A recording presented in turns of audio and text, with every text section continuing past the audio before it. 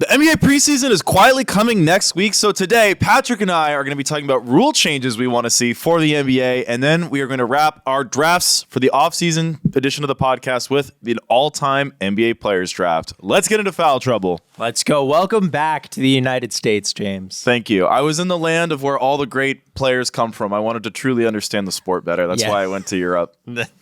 Yeah, most of the greats are from there for sure. As we'll see in the draft later today. Yeah. Did you learn anything so I about went yourself? to Portugal. I drank a lot of wine, tried a lot of wine. I went to Germany. I drank a lot of beer. I converted liters to gallons and became a little frightened, but also now understand why my body feels so bad. I was drinking just under 2 gallons of beer a day. As you should. This last weekend in Germany. It was unbelievably fun. I got clarity on You were what there. makes Doncic so special. Were you still there on Sunday? Yes. How was the football watching experience? I didn't really do any. I watched. No.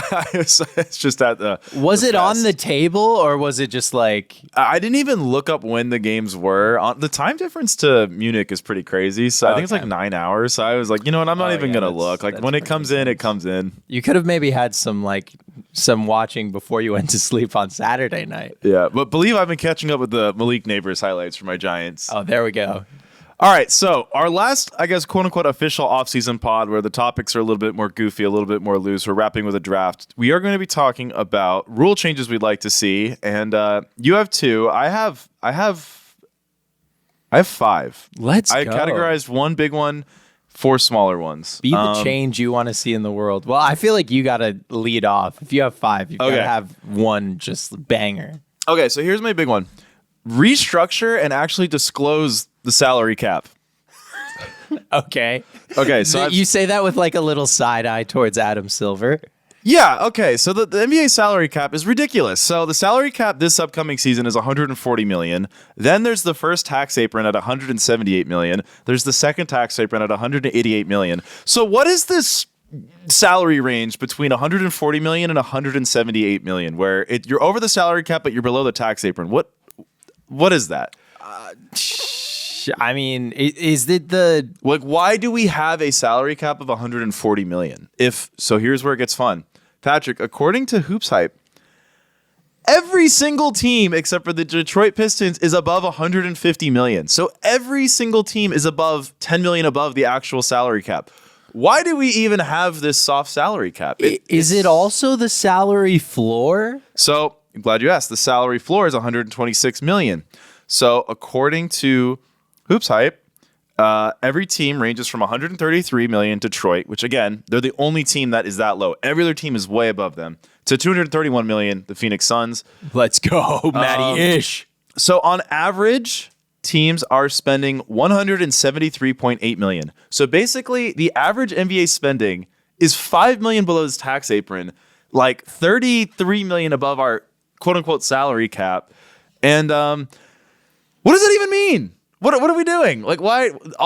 Being above the cap just leads to a ton of restrictions. The aprons lead to more restrictions. I think the restrictions has made kind of talking about the NBA less fun. People don't like this whole thing as a fan.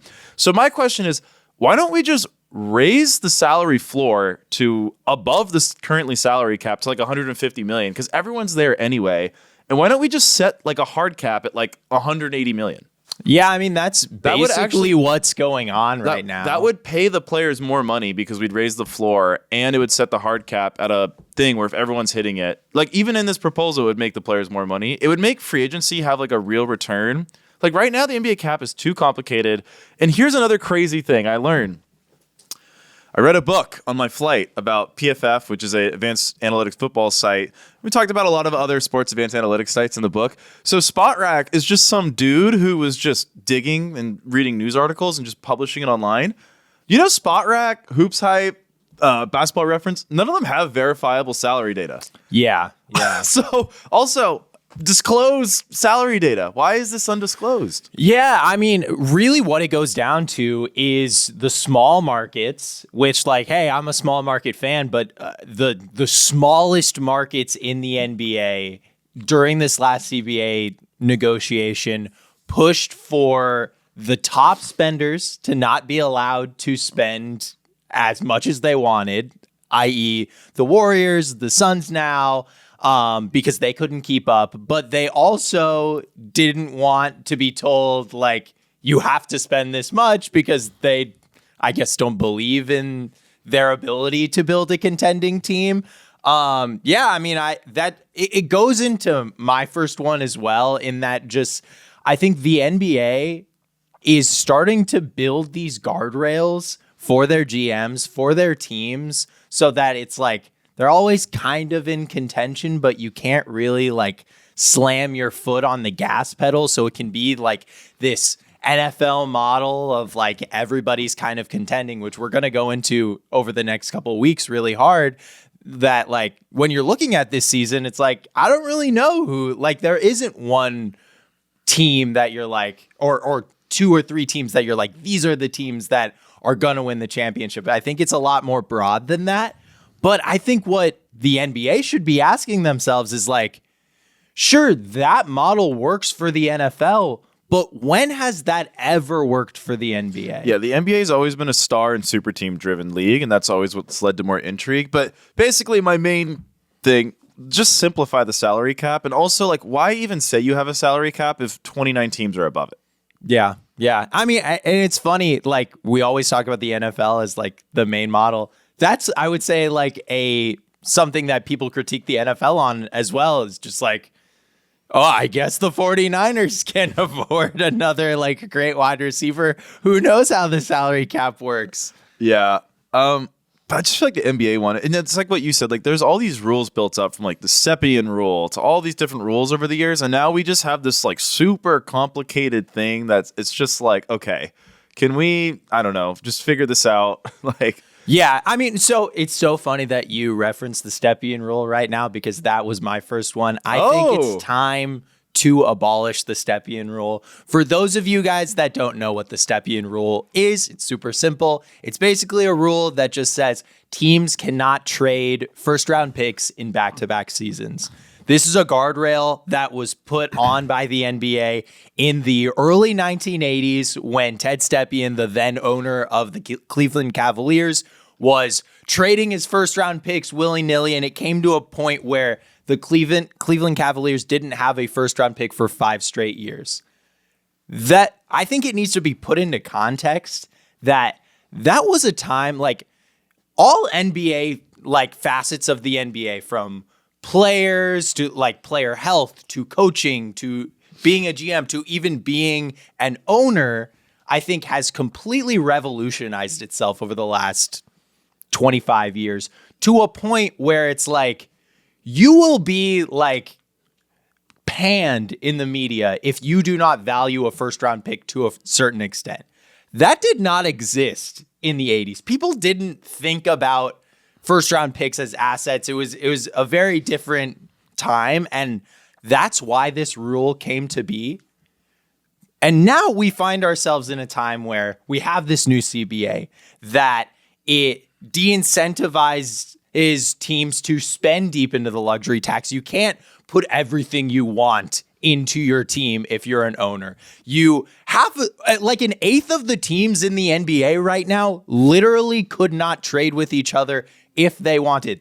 This current NBA ecosystem was built on the backs of trades. I know people like to criticize it, that people aren't, staying on their team for forever. But you know what? The health of the league is in a place because of all those trades and how they gained, just interest in the league. And I think because of all of those guardrails, we need to take one away, and that's the Stepien Rule. If Matt Ishbia wants to trade the next 5 first-round picks, he knows what that means. Everyone knows what that means. They make enough money to where I don't think we need this anymore. Yeah, and also if it ends up being an absolute disaster, we can just bring it back. Yeah, totally. But I really just don't think it I don't would think so be. either. Yeah. Especially in a tanking enlightened society where like tanking had never happened really in the early 80s, maybe a little bit with like the Rockets. But at this point, it's like teams will be able to know when they're bad, and then they're going to try to acquire new picks. Yeah, it's funny. I think our first 2 rule changes are so similar. It's basically like, can we just simplify the rules so that like it is weird in today's NBA. There's a lot of teams that like cannot make a trade. Yeah. Like no matter what they were trying to trade, they cannot do it. All right. My second rule change, this is one I've always been on. I think I might have talked about it on this podcast before, but I hate the way charges are officiated in the NBA. I cannot stand I call it setting a pick on defense, where you just stand there with your hands in front of your crotch and just wait to get ran over. Like, to me, it's not a basketball play. You know what I mean? It's not that, like, that is the most unbasketball like play ever. But on the flip side, I think they also need to enforce actual offensive fouls like chicken wings and push-offs, because right now we're in this weird, bizarro NBA where if you just wait to get ran over, you can get a charge call. But if a dude elbows you in the chest, you don't get a charge. And it's so backward from how the sport should actually be played. And it would also just reduce the amount of like stoppages. Yeah, I mean, I totally agree with you, man. We've talked about this before, and like the thing I always like to bring up is I think the current charge rules, like if we're just talking about the health of the NBA, it de-incentivizes poster dunks, it de-incentivizes blocks. These are the plays that, like, especially like with the social media ecosystem that we're living in right now, that's what helps the league grow. That's what brings in younger fans. Like, having the charge rules like they are right now not only hurts the in-game product, but all the other products that the NBA creates. Yeah, and I also hate the whole, like, when guys just run in like a running back, like totally lowering their shoulder, barraging into a guy, and then it's just like, oh, like, it's like that literally was an offensive foul every time back in the 70s and 80s. Yeah. Okay, what is your next one? My next one, this is a fun one. I think I think Kevin O'Connor like put this idea onto my radar, but I think the top seeds should get to pick their first round opponents in the playoffs. Oh, I've you know what? I'm a contrarian. I've always hated this idea. See, the argument for that really resonates for me is I love the play-in. I think the play-in makes the end of the NBA season really, really interesting. Mm-hmm. It just gets more teams involved, but it makes no sense to me at all why the top seeds in the NBA playoffs get less time to prepare for their round one opponents than everybody else. I just think that that's like straight up not fair. And also, it didn't so much happen last season. There's always rumors that like it might start happening, but the middle seeds, the 3, 4, 5 seeds in any given conference, sometimes when we get deep into the regular season, there's rumors like, oh, maybe they should like lose a little bit to try to like game the system, get your opponent. If that all goes away, if number one gets to pick, and then if they didn't pick number two, they get to pick, and so on and so on. And then that's our seeds going forward. And then also just makes rivalries.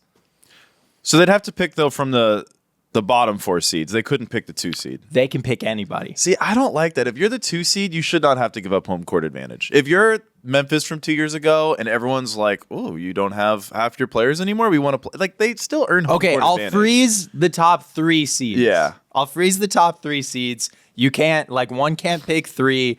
OKC couldn't pick Minnesota last year, but they can pick anybody else. See, I'm a big believer in bulletin board material, and if I'm the 1 seed, I don't want to deal with that. I don't want the other guys being like, "Oh, you picked us." Like, I don't know. I'm the 1 seed. I should have to not have to deal with that. Don't you want the drama though? I want the drama. I don't care. I want the regular season to matter. It makes it matter more. I don't know. I feel like it makes it matter less, because then if you're the 5 seed, you worked up to be the 5 seed, and then the 1 seed's like, "Oh, we like the matchup." It just negates all the work you put in to be better than the 8 seed. Well, you should have been better than the 3 seed. But like, there's only 3 seeds. There's 15 teams. Yeah, but you could say the same thing about the play-in. I just feel like it really devalues the jockeying between seeds like 8 through 4 if you do this. Like, what's the point of even trying to get higher? If you're like at 6, right? Wait, why 8 through 4? Because you said it'd be 4 through 8, right? They could pick from? I still want the play-in to be a thing, though. I don't want to abolish the play-in. So you're still trying to battle to be above the 7 seed. If you're locked into 6, right? Yeah. Let's say you can't fall into the play-in. Why would you even try to go for the 5 seed or the 4 seed? Like, do you see what I'm saying? Like, it would devalue the end of the regular season for like 6 teams every year. I guess, but is like that's better than potentially 8, 9 teams every year. I don't know though, because right now with the play-in, I feel like it's really made it so everyone is jockeying for position constant. I just feel like once top 3 seeds are all fighting with each other. They want to be the first one to pick. 4, 5, and 6, they're trying to get into the top 3 and not fall down to the play-in where they could just fall out of the playoffs entirely. And then, yeah. I don't know. I know a lot of people love this idea. I don't know. I feel like there's going to be more unintended consequences. And something that I don't think is talked about with this idea, I want all the players to vote. Like, I want it to be like a Survivor style, like... They have to broad live yeah, cast exactly. Chet's like, I want the Clippers. That's TV, okay? This is an entertainment product. Well, if we're gonna do that, then yeah, I'm all in.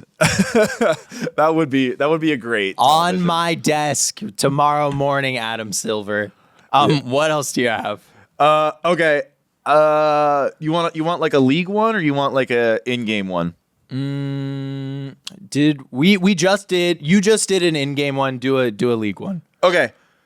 I think the in-season tournament winners win should count for 2 additional regular season wins. Okay. At the end of the season. And I don't think the loser of the championship game should be punished. But a big thing is, at least from year 1, so this could be small sample size theater, the Lakers and Pacers like sucked for a week after the in-season tournament. So it low-key like hurt them both more than it helped them to make it all the way. I don't know. Arguable. I think...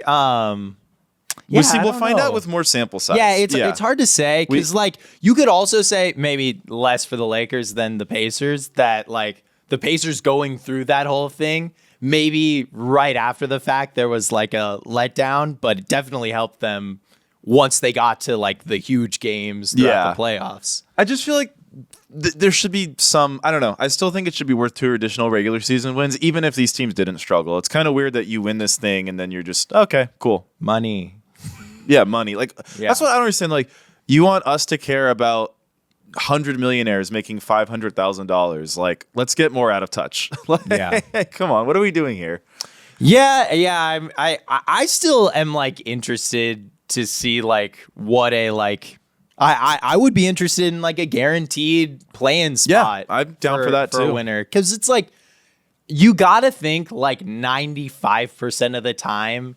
It's not going to matter at all because whatever teams make it all the way are not going to be in the play-in mix at all. But it can give you a floor. And, like, you're going to want to fight to get out of the play-in anyway. So, like, I push back of anyone saying, like, oh, that's going to, like, make the regular season not matter. No one wants to be in the play-in. And you want everyone to try in the in-season tournament. Did you see any of the in-season tournament courts? I saw a few. They look a lot better this time. Yeah, a lot better. But the city jerseys this year are the worst. Yeah. Ever. Like, I don't even think one team is a good one.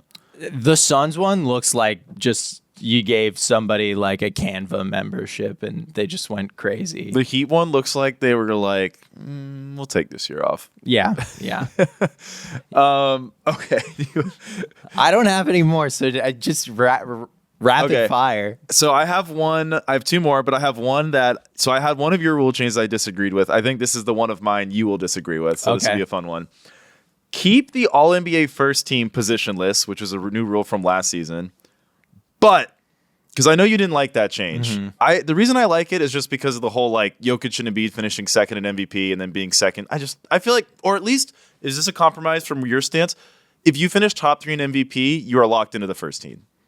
I think that's interesting. Fair. Yeah, I think that's maybe like that's bring fair. positions back, but if you're a top 3 MVP finish, you supersede that rule, the position rule. It's funny because like the number one thing that everyone would argue is like the Jokic Embiid thing of like there's both such elite players, they should be on the first team, but like I feel like the center positions history is what we're most like spitting in the face of. Yeah, with the position list, because like this is just something that we've had to like cope with as NBA fans and as NBA like history purveyors throughout like its entire existence of like, you know, Wilt doesn't have as many first team All NBAs as he should maybe because Bill Russell was there and like, you know, early Shaq probably could have been a first team guy, but Hakeem was there in his prime. So I don't like that we lose that like kind of ranking history. I guess from a positional aspect. My issue with it, though, is like we go back like 10 years to when we're in this big center drought, and it's like DeAndre Jordan has an All-NBA first team. And like we're going to look back and be like, DeAndre Jordan and Joel Embiid have the same amount of first teams?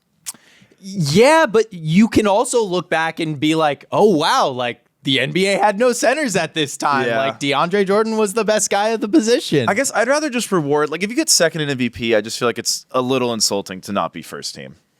Yeah, it's a compromise. Yeah. It's not a bad compromise. Honestly, it's probably the best compromise that I have heard. But here's my real thing, because I'm like, you know what? Keep that rule, the positionless rule. I kind of like it, but they also made the all defensive first team positionless, and I feel like they should require the defensive first team to have a minimum of 3 guards and/or wings on it. Yeah. Because there will be a season where everyone's like, well, centers are more important, so we're going to have 5 centers on the All-NBA first team. I'm like, or the defensive team. I'm like, but like, you know what I mean? Like, it's kind of disingenuous. It's kind of disingenuous. We need to have the act. We need to. I don't know why to me for defense, this is more important. No, you know what it is? It's like doing that with the all defensive team is like NFL making all pro positionless. It's like, yeah, we should probably have 30 quarterbacks on the team because they're just so much. There's so much more. Yeah, let's make than a everybody defense else. where there's no free safeties on it because the safety position doesn't matter as much. Yeah, no, I don't know. I think it's weird that I think we're gonna have a season where it's like at point guard for the all defensive first team, Bam Adebayo. Yeah, Victor Wembanyama. I'm like, okay. All right, and my last one.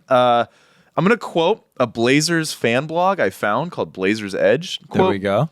Today's offense is pure fast food. Crank out as many cheap and efficient shots as possible and let statistical probability win games for you.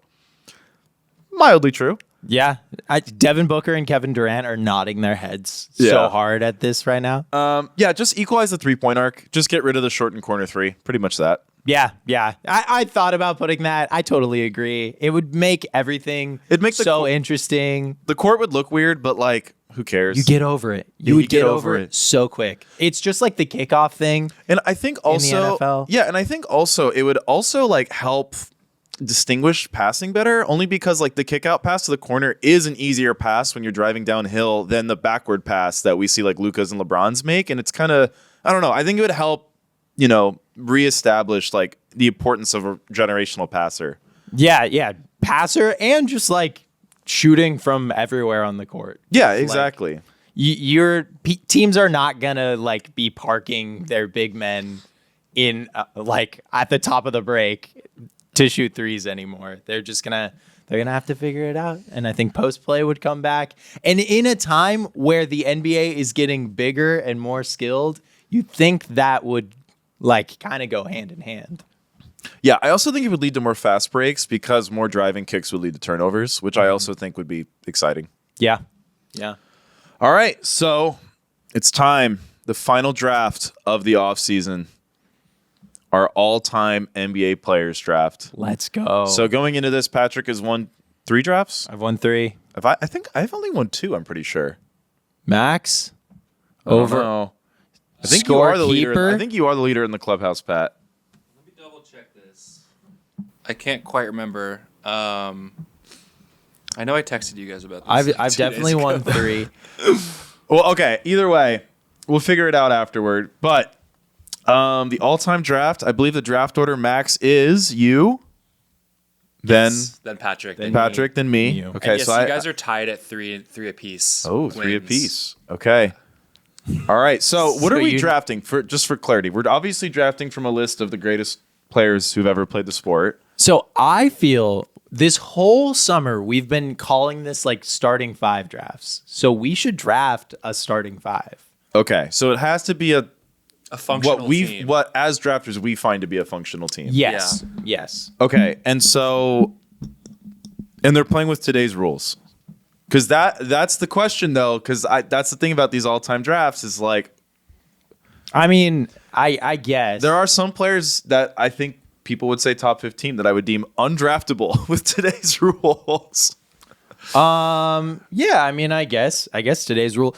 any of these players, at least in my top 15, you could build a really, really great team around in today's rules, in my opinion. Okay. All right. Okay, we'll see. I think there's one guy who played in the.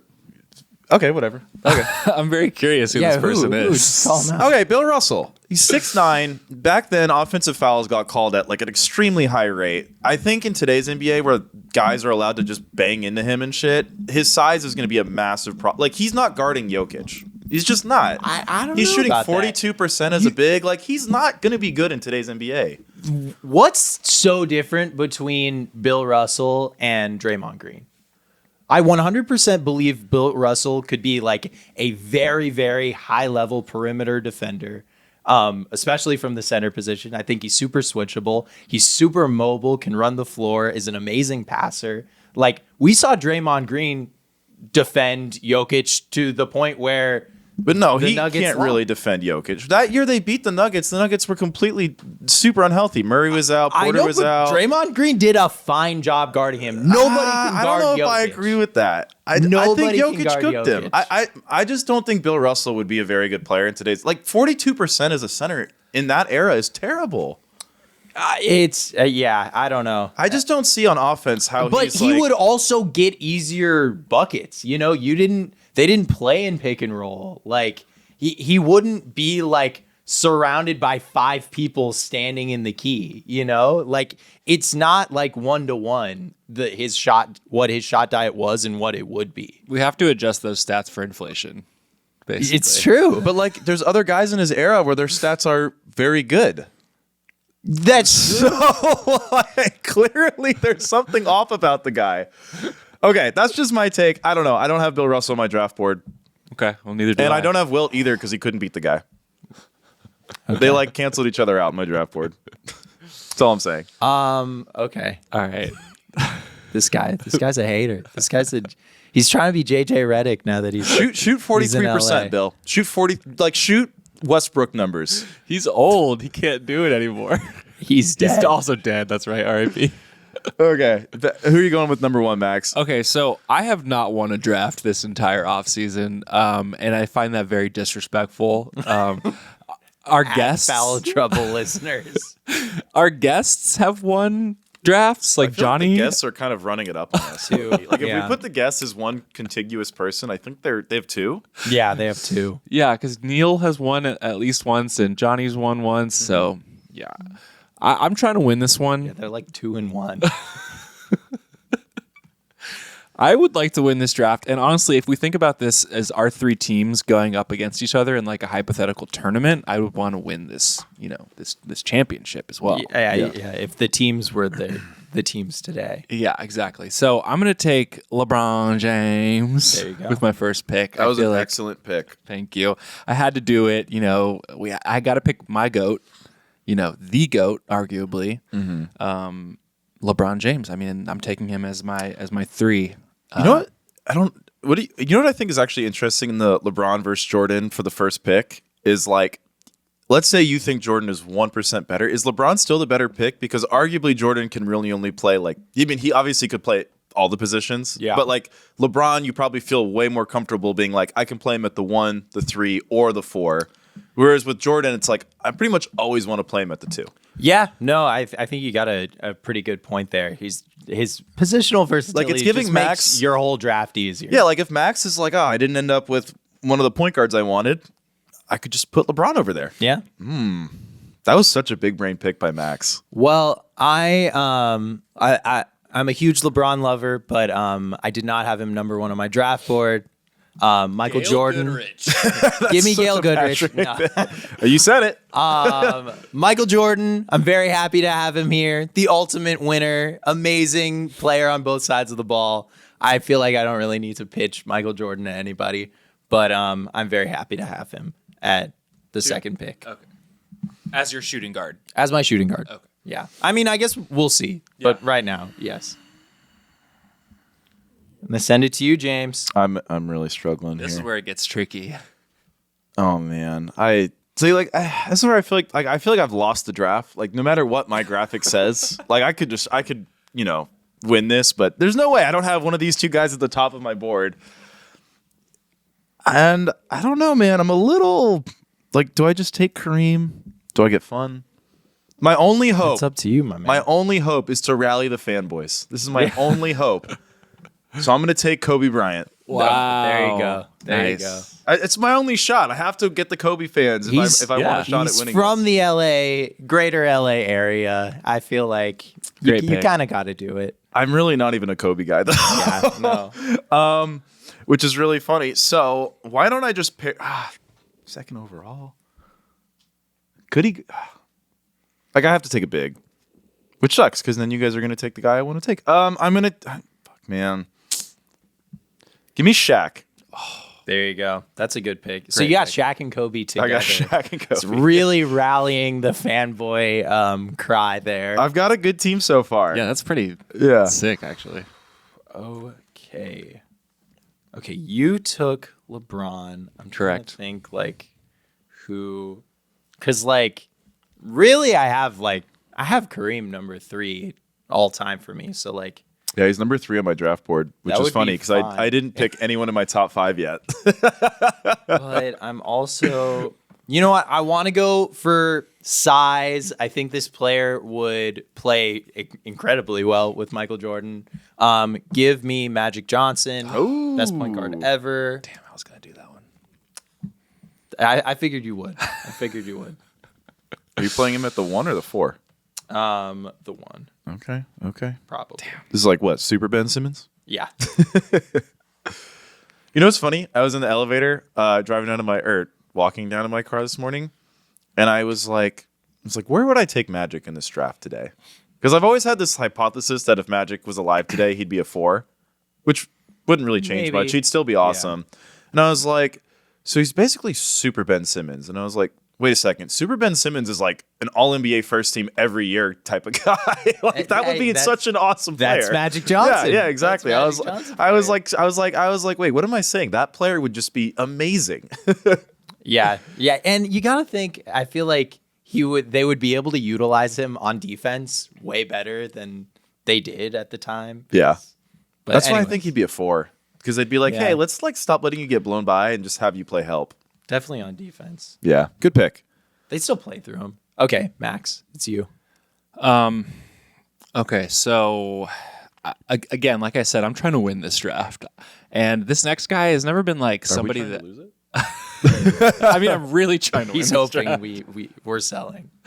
This could be the pick that I'm determines it. pandering is what I'm saying. Like, Take him. I am not going to take people that I personally love a lot. I'm taking people that I think the fans will respect. Who do you not like? I've never been a Golden State Warriors fan. Oh, I knew it was Curry. I knew it. I love this pick, and I'm though. going to take Steph Curry as my point guard. So, yeah, I don't have to say much about Steph Curry. I don't think. I'm going to be honest, man. I think our teams are going to have a hard time keeping up with Max's team's offense. Yeah, well, you know what? I feel okay because with my offense, because my next one Well, it's not your turn. is it not? It's Max's turn again. Oh, that's right. Oh yeah, that's true. That's Uh-oh. true. He's about to sweep it under your foot. Don't take God. my guy. Hold on. I need about 15 There's no seconds. one else on the board. Okay. This is tough, but I feel like I gotta take an old school pick for this next one. Yes, you do. And I think I'm gonna take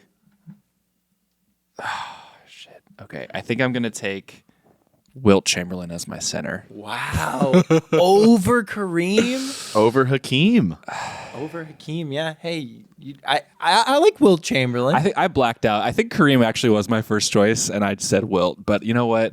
Dude, Kareem is not going to get drafted if... Well, Patrick's about to take him. I was thinking about it before this pod, and I was like trying to think of like who reminds me the most of like Wemby. And honestly, I would probably say like young Wilt reminds me the most of Wemby. Just like their overwhelming size, the way they move, the way they like to shoot a lot. I think if Wilt played today, he would, and like grew up in this ecosystem, he would probably look a lot like Wemby. I think what's funny is like I feel like people look at the graphic and be like, where the fuck is this person? But I think it looks like all of us are making more like modern pick and roll heavy teams. Yeah, I mean, Yeah. you kind of gotta. Yeah, you kind of have to in today's NBA. Okay, so you went with I regret. Can I change it to You Kareem? can, you can change, change it it to to Kareem. Is that corrupt in the eyes of the drafters? It's good. I was embarrassed that Kareem was still on the board. I'm haven't. embarrassed that Elijah one's not going to get picked because of the way we're doing the exercise. Well, you're going to take him, I think. Maybe. In my note, I literally have Kareem number 1, and then after that is Hakeem, and then after that is Wilt. So Max, I think that's fine with me. Take Kareem. I mean, Max, I took Shaq before Elijah one, who I have ahead of Shaq. I took Shaq ahead of Kareem, who I also have ahead of Shaq. So you don't have to feel bad. I went off I looked at my draft board and I said, third pick, I got to pander. Okay, I'm taking Kareem Abdul-Jabbar as my number 3 pick at the center, and I'm locking that in. Okay, Love it. Okay, I feel like with my next pick, I have to take this guy because I don't know if he's going to be there, and I need him to make my team work. Give me Larry Bird. Darn it. I knew he was going to take him next. I got the OG dream team right here, but they're all in their primes. It's pretty nasty. Oh, man. All right, so my team is weird, man. I got Kobe. I got Shaq, obviously. Kobe. Are you worried about locker room? No, because I've actually got Orlando Shaq on this team. Okay, a little more nimble, a little bit more switchable. He might be a little pre-prime. He might bully Kobe even more though. But you might have older Kobe, so he might deal with it better. Yeah, I don't know. I don't know which version of Kobe I have yet. I haven't decided. So I feel like I need a point guard who's going to keep these guys in line. And you guys, I feel like the point guard position has a huge drop off after second. Yeah. Like I'm not going to take Isaiah Thomas here or Oscar Robertson. So I might as well. See, the thing is, I wanted to find a way to get Jokic on my team. And this is the way. No, I'm going to actually take Dirk. Ooh, Nice. that's a good pick. Not because I think Dirk is better than a lot of the guys I have ahead of him here, but because I like the fit next to Kobe and Shaq.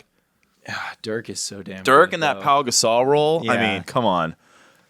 All right, so I need to get a 3-man here or a point guard. Bro, I'm gonna take a guy that I feel like his skill set overlap is a little too similar to Kobe's. Or oh man, I don't know. He's got the shirt on, people.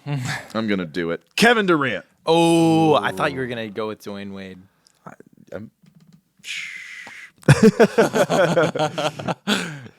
Yeah, Kevin Durant, just for the spacing. I know he's more of an ideal spacer with the way he likes to drift in front of the 3-point line, as we've seen with Phoenix. But Yeah. you know what? With Team USA, I feel like when Durant has shown that he's on these super stack teams, he's a little bit more willing to sit behind the arc. Well, of any of these guys, KD's the one guy that you draft on like this high of a list, and like he's cool with any role. Like he really doesn't care. Yeah, I love my spacing. I like just everyone giving Shaq a ton of space. I'm really liking that. Okay, we're back. I still feel like I'm very comfortable. I feel like I'll probably just wait till my last pick to find a center because I know you guys are set. And even if you guys went Twin Towers, I feel like I'd be okay with that. So I need someone. You know what? He's staring me right in the face, and I just feel like he's perfect for what I need. He can stretch the floor. He's an incredible defender. He's really going to be the captain of my defense. Him and Michael Jordan, I think, will really get along. Give me Kevin Garnett Oh, Wow. at center. at 4. Oh, 4. Okay. Well, I guess he could play either. Yeah, especially in today's NBA. He'll be my backup 5 as well. KG Shaq ahead of Olajuwon. We are crazy. Hey, I'm not saying he's better. I'm just. No, I know. I mean, my team is the ultimate. Why am I Yeah. drafting guys in the late teens right now? I just know I'll be able to get my my center later. Okay, I gotta say that was my next pick, Patrick. I figured it might be. Stole it out from under me. He's got the Timberwolves hat on currently. You know, it was funny. I almost went like meme mode on this draft and just drafted only players named Kevin. Yeah, you could field a pretty good team. I was gonna do like KD, KG, Kevin Love. That'd be a good team. Yeah, it was decent. But I decided to to try to win, I guess. Man, that kind of throws a wrench in my whole system. But I am going to take as my 2 guard Allen Iverson. Whoa. Nice. What do you guys think about that? Who's don't your? know. Oh, so Allen Iverson at the Steph. 2 and Steph at the 1. They are actually a match made in offensive heaven. Like the way Steph would be able to open up just like the court for Allen Iverson's relentless driving game. Yeah. I'd be a little worried about your like defensive backcourt, but Valid. hey, the best defense is a good offense, right? Yeah, we are scoring points on this team. No doubt about it. Your team is very interesting. You Matt. got you got one more to round out. I'm trying to picture like what a normal possession looks like for Max's team. It's like LeBron has the ball. Steph's just running around. Is Allen screening for LeBron to force the small switch? Oh, he would do it. He Yeah. definitely would. Yeah. And then Kareem is, I guess, acts as like a hybrid dive big on this team. And then Curry and what's Iverson doing off the ball? No, Iverson's playing that like Kyrie role. Yeah. where he's probably on the ball just as much, if not more, than LeBron in any given game. See, I feel like Max's team would probably benefit more from having like a Klay Thompson, like not a guy who's even in your top Yeah. 50, but a guy who's like, I'll set 100 off-ball screens and I can space. Well, that's what Steph's doing, Yeah. Well- Except the defense. Yeah, we want a little. All right, so I'm curious where you're gonna go, because I mean I think that applies to all our teams. Like I think all our teams would probably maybe benefit from like that type of player more than an all-time great, but who knows? No, for sure. Okay. Yeah, this is tough because I really wanted KG as my 4, and now I don't know what to do. But I think I'll go with just pure. I'm gonna go pure defense and rebounds. Love it. And I'm gonna pick Dennis Rodman as my 4. Oh, whoa. Did you think I was gonna go with Barkley? I thought you were gonna go with Bill Russell, and I was gonna be like, "Yes, No. Max." Yeah. Hey, It's there something. you go. Yeah, I think Steph would be a good locker room match for Dennis. As good as you can be. Yeah. I was parsing the Rodman versus Moses Malone rebounding stuff last night as I made my list, and then I was like, "Who am I kidding? I'm not gonna pick either of them." No, I mean, Dennis Rodman might be a marginally better rebounder than Moses Malone, but Moses Malone was like Awesome. fucking Joel Embiid. I almost next picked Tim. I almost picked Tim Duncan. Do you think that would have been a better fit for my team? Was that the smarter pick? Yeah. Okay. I probably would have. Okay. Yeah, I think Tim was definitely the move there, but it's okay. It's okay. Oops. See, now I am in a very weird position right now because this whole time I've been like, okay, I'll just wait for Hakeem later. But Tim Duncan is available. I have him number 6 all time. So that's like very high, like to be able to draft him at this point. He played a lot of center as well, can play dual big. Yep. So honestly, I'm just going to go with Tim Duncan. I'm very happy. And also Tim Duncan can stretch the floor in a way that like I think is probably similar to Hakeem, but he's definitely a lot less high usage than Hakeem was, which I think will serve a team with Magic Johnson and Michael Jordan well. Dude, Patrick's team is awesome.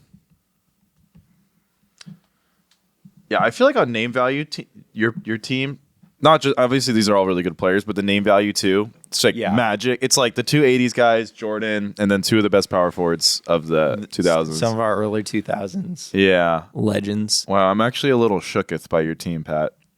Hey, come get it. I kind of regret drafting Shaq and Dirk. They would match up so well. No, I mean it'd be together. great, but okay. So I need a point guard. This is the problem. I don't really want to take Jerry West that bad. You know, I didn't watch enough Jerry West. I don't know how he's gonna fit with my guys. Who's your other guard? It's Kobe. Honestly, that'd be the thing about Jerry West that I think gets forgotten is like he was also like top 3 defender in the league, Great size, can run the point. So I have the last pick, so I can talk about all these guys openly. The guy I want to take, I just know people hate him so much, it would make me lose the graphic. But man, if I got Hornets Chris Paul on this team, Yeah, I mean the table setting. Pretty crazy. yeah, I would don't be hate awesome. that at all. Dude, Russell Westbrook is right there. Yeah. Russell Westbrook is not on my draft board. See, someone that I'm kind of surprised that you haven't brought into this conversation, James, is, do you know who I'm going to say?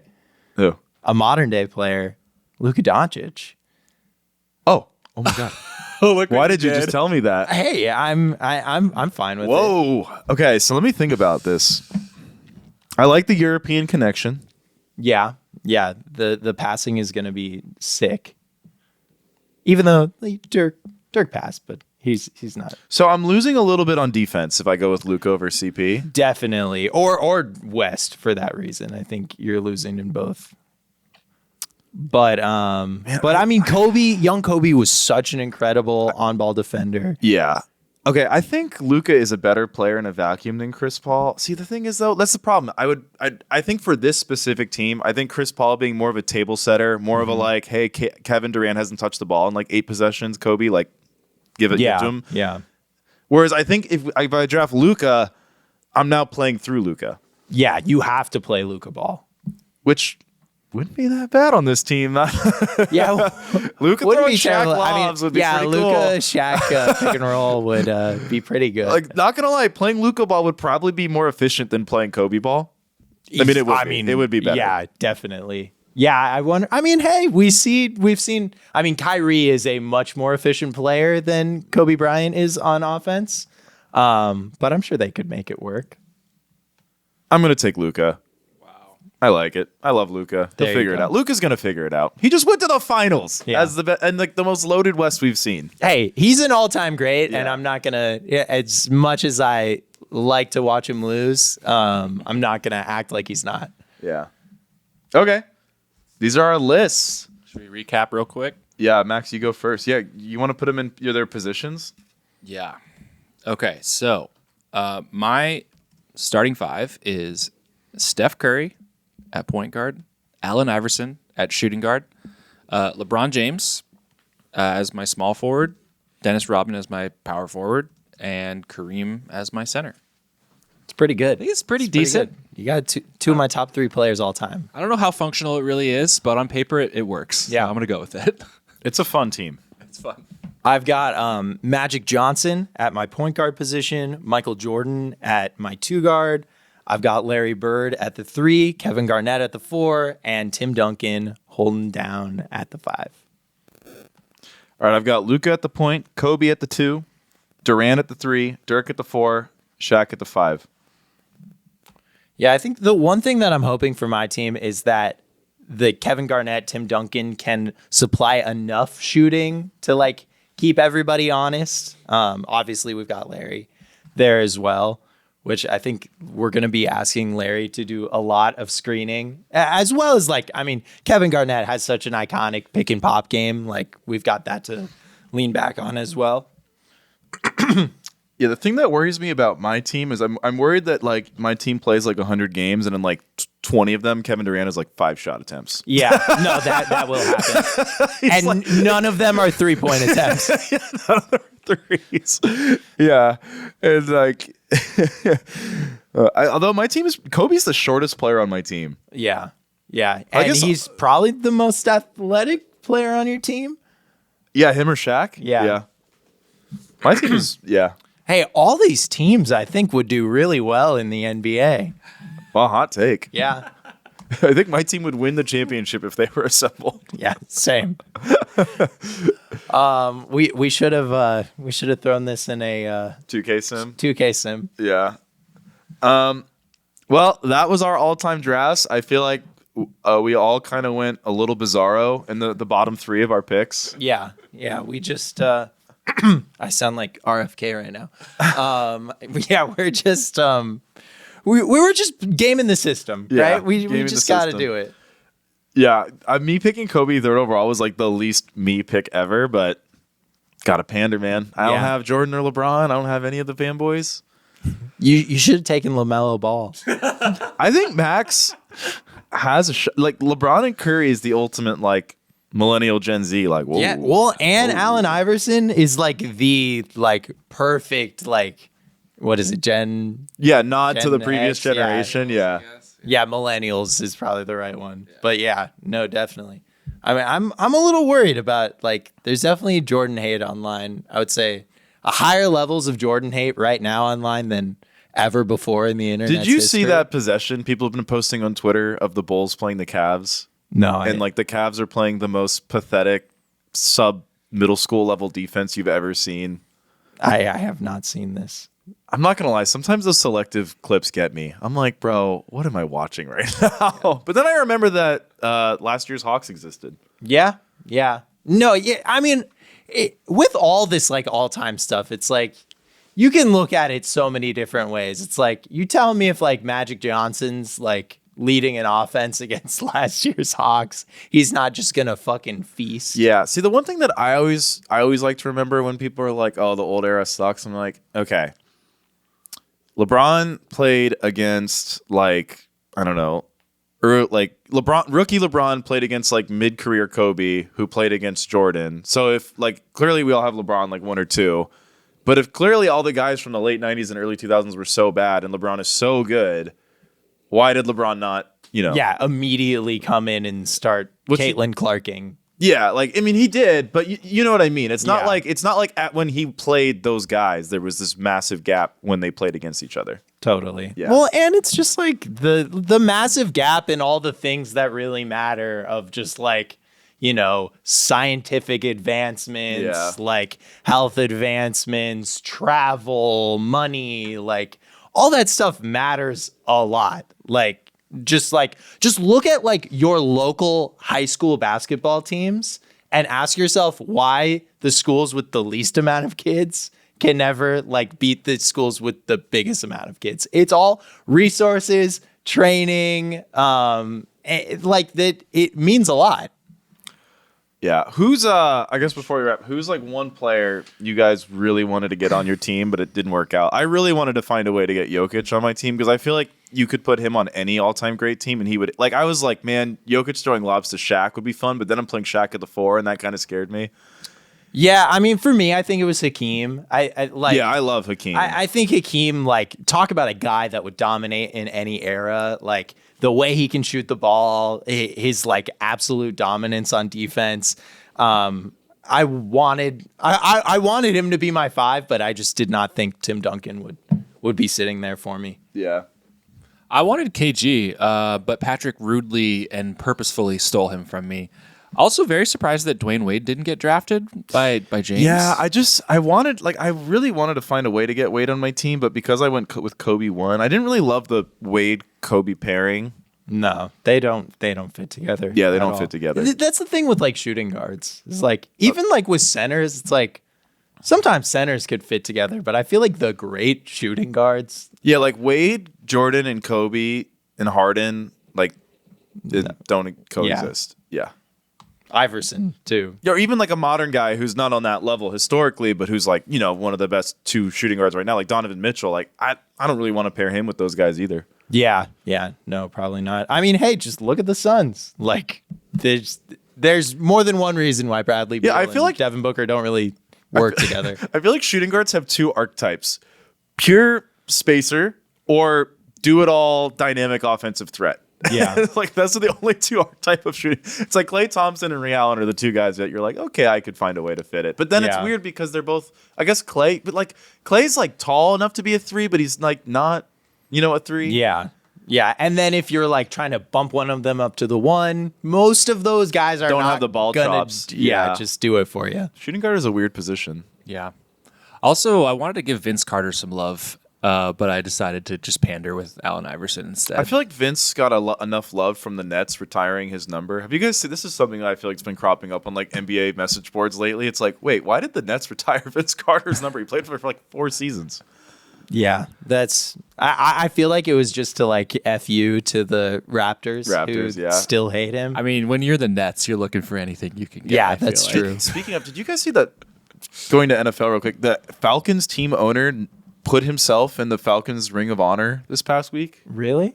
Wow, I would do that if I owned my own sports franchise. What is a Ring of Honor? Sorry, I was a casual Football teams have these like rings of honor. I feel like No, basketball teams do. Suns have a ring of honor. But like, imagine his jersey's retired, but because he doesn't have a number, it's like his graphic will have like a suit and tie or something like that. Like the Lakers, I think if you go to Staples, I could be wrong, have one of their broadcasters and it's just the mic. The banner. Yeah, Chick Hearn. Yeah. Speaking of broadcasters, I want to shout out the Suns family lost a huge like star in like our history this week. So just shout out to all the Suns fans out there mourning the loss of Al McCoy. He was the Suns broadcaster for pretty much all of the Suns' existence up until I think a year and a half ago. He called every single finals we made from 76 to 93 to 2021, just like an absolute legend in sports broadcasting in general. So like just my heart goes out to Al McCoy's family. Just had to say that. Rest we in also peace. missed Rip. Adrian Wojnarowski is Woj out of the retired. game. Woj retired, which is insane. How old is he? What? How old is Woj? I don't He's know. not that old. He can't be in his... You think he's in his 60s? No way. I don't know. Do you think that job is just like crazy stressful and he just wants to Yes, stop I would doing hate it? that job. 1 Yeah, million I would hate %. that job. You just got to stay on your phone at all times. He I mean, like... that part I can do. Yeah, I guess I do that too. Dude, I'm not gonna lie. I was in Europe. I didn't have data, and everyone's like, "Dude, get a SIM card. Turn on your data." I'm like, "Dude, this is awesome." Like, I love just not looking at my phone. It's my favorite thing ever. But then the moment I do look at it, it's so stressful because I'm like, "Holy shit, so many things happen." Yeah, the world is happening around me. Yeah, but I kind of like not knowing Being that. present. Yeah. Yeah, 100%, no, that's yeah. definitely healthy. All I'd right. love to go live in the woods. I feel 100%. like that's all we have for today. Yeah, that's all we have. We'll see you guys next week. We're doing the East preview first or the West preview? We can do I think the East preview first. The East preview will be a lot I need easier. some time to think about the West. I truly don't know how to process the West. Like, I guess before we go, like, skinny Zion, I'm kind of like all in. I kind of have a weird feeling the Pelicans will be awesome. But like, how do I rank them? Where do I don't put know. them? They don't have any centers. But yeah, they might be awesome. Who knows? They've got freaking Probably not. yeah, probably not, but maybe. I don't. But Yeah, like, like if every Zion's Zion just season. fucking awesome. Like, yeah, they should be Zion's good. awesome. They should be good. But like, I don't know. That math never works out anymore. Like, if LeBron and Anthony Davis are healthy, they should be like a top 3 seed in the West. They're healthy most of the last season. So, yeah, I don't know. Don't worry. We will figure that out so you don't have to. Or we won't. Or we won't. Or we'll try to figure it out and we'll be wrong. Yep. That's probably what will happen. Yeah, I think so. I think no matter what, we're going to get like 5 teams horribly wrong. Like last season, I was really confident, and I feel like we were mostly right. This season, I feel like we're going to be mostly wrong.